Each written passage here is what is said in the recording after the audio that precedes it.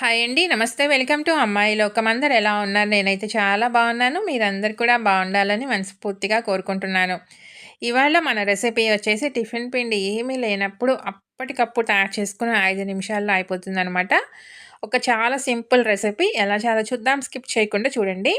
ముందుగా మిక్సింగ్ బౌల్‌లో ఒక కప్పు బియ్యం పిండి, అదే కప్పుతో అరకప్పు అన్నము, తర్వాత మొత్తం 1:30 కప్పు నీళ్ళైతే పడతాయండి. దానిలో సగం నీళ్లు పోసుకొని ఇప్పుడు ముందు స్పూన్ పెట్టి మొత్తం మంచిగా కలుపుకుందాము. తర్వాత మిగిలిన నీళ్ళు కూడా పోసేసుకొని దీన్ని మెత్తగా పేస్ట్‌లాగా చేసుకొని తెచ్చుకుందామండి. చూడండి ఈ విధంగా ఉండాలనమాట. దీన్ని మిక్సింగ్ బౌల్‌లోకి మార్చుకుందాం. కొంచెం కరివేపాకుని తుంపి వేసుకుందామండి. తర్వాత ఒక టీ స్పూన్ సన్నగా తరిగిన అల్లం ముక్కలు, ఒక పెద్ద ఉల్లిపాయని సన్నగా తరిగి పెట్టుకున్నామండి. దాన్ని కూడా వేసేసుకుందాం. సన్నగా తరిగిన 2 పచ్చిమిర్చి అనమాట. దీనిలో కారం అంతా పచ్చిమిర్చేనండి. కొంచెం చప్పగా ఉన్నా కూడా అంత బావుండదు. కొంచెం కారం కారంగా ఉండే విధంగా వేసుకుందాము. ఒక 2 టేబుల్ స్పూన్లు సన్నగా తరిగిన క్యారెట్, రుచికి తగినంత ఉప్పు, ఒక టీ స్పూన్ జీలకర్ర, సన్నగా తరిగిన కొత్తిమీర కొంచెం వేసేసి మొత్తం మంచిగా కలుపుకుందామండి. ఇంకా దీనిలో వంట సోడా కానీ ఏమీ వేయాల్సిన అవసరం లేదు. పచ్చిమిర్చి అనేది మీ కారానికి తగినట్టుగా అడ్జస్ట్ చేసుకోండి. కొంచెం చప్పగా కాకుండా కొంచెం స్పైసీగా ఉంటే బావుంటుంది. అంతేనండి, పిండైతే రెడీ అయిపోయింది.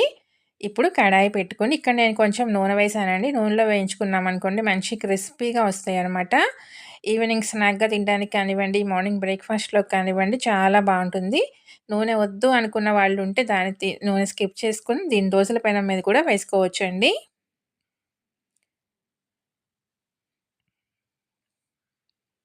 స్టవ్ వచ్చేసి మీడియం ఫ్లేమ్‌లో పెట్టుకొని 2 పక్కల చక్కగా ఎర్రగా కాల్చి తీసుకుందాము.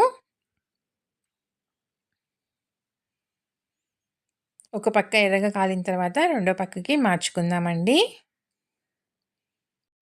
దీనిలో మనం ఉడికించిన అన్నం వేసుకున్నాం కాబట్టి మనకి మంచి సాఫ్ట్‌గా వస్తాయండి. అలానే బియ్యం పిండి ఉండటం వల్ల ఏంటంటే మంచి క్రిస్పీగాను ఉంటాయన్నమాట. చూసారు కదా! 2 పక్కలు చక్కగా ఎర్రగా కాలిందండి. తీసేసుకుందాము. ఇంకొకటి కూడా వేసి చూపెడతానండి. చాలా సింపుల్ అనమాట. ఒక గరిటె పిండి వేసుకొని దీన్ని కొంచెం పల్చగా స్ప్రెడ్ చేసుకుందాము. ఇలా ఒక పక్క వేగిన తర్వాత దీన్ని రెండో పక్కకి మార్చుకుందామండి.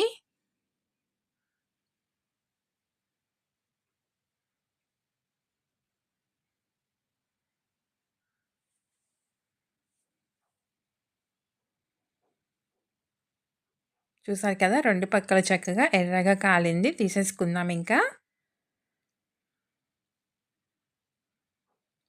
అంతేనండి. చేసుకోవటం అయితే చాలా ఈజీ అనమాట. టేస్ట్ అయితే చాలా అంటే చాలా బావుంటుంది. చట్నీ కూడా అక్కర్లేదండి. ఇలానే తినేయొచ్చు. మీరు కావాలంటే కొబ్బరి చట్నీ కానివ్వండి, పల్లి చట్నీ, టొమాటో చట్నీ, అల్లం చట్నీ ఏదైనా కానీ బావుంటుంది. తప్పకుండా మీరు ట్రై చేసి చూడండి. మీకెలా వచ్చిందో కూడా నాకు తప్పనిసరిగా కమెంట్ చేయండి. అలానే వీడియో నచ్చినట్లయితే తప్పకుండా సబ్స్క్రైబ్ చేసుకొని ఒక లైక్ ఇచ్చేయండి. మీ ఫ్రెండ్స్‌కి, ఫ్యామిలీ మెంబర్స్‌కి షేర్ చేయండి. చూసారు కదా! అంచులు మొత్తం మనకి మంచి క్రిస్పీగా, మధ్యలో వచ్చి సాఫ్ట్‌గా చాలా అంటే చాలా టేస్టీగా ఉంటుందండి. తప్పకుండా ట్రై చేసి చూడండి. ఈరోజు రెసిపీ అయితే ఇంతేనండి. రేపు ఇంకో కొత్త రెసిపీతో మీ ముందుకొచ్చేస్తాను. Thank you for watching.